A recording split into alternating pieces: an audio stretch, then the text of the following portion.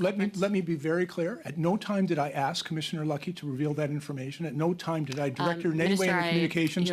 She did not make any promise to me. A bit.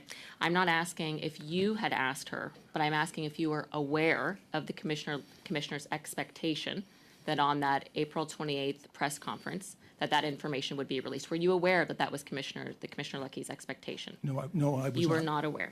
I think it's important to remind us all that this is a commitment that we had made. Frankly, for me, the banning of and the prohibition of assault-style weapons is something that I have worked on for many years. But we actually campaigned on it in the 2019 election, you may recall.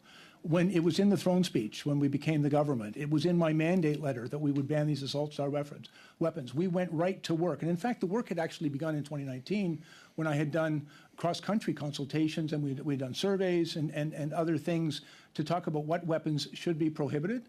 The compiling of the list, and it's a very interesting characterization that you suggest it was done on the back of a napkin. It was several months of very hard work in compiling that list, and over 1,500 of those weapons. And there was a very clear criteria that was established in which weapons would make that list, and that list was compiled over many months. But let me also be clear, Ms. Michaud, the terrible tragedy that took place in Nova Scotia, the worst mass casualty shooting event in our country's history, was, for me, very impactful.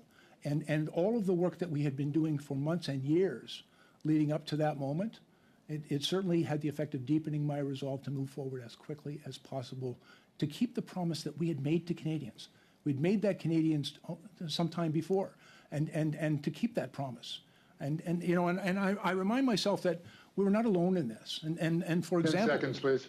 The leader of the NDP had on April 20th urged us to take some action in response to this terrible tragedy, and that action was well entrained. And we were working very hard on getting it forward. But certainly the terrible events of that event were highly motivating for me to get the job done and to keep Thank you, that Minister. promise.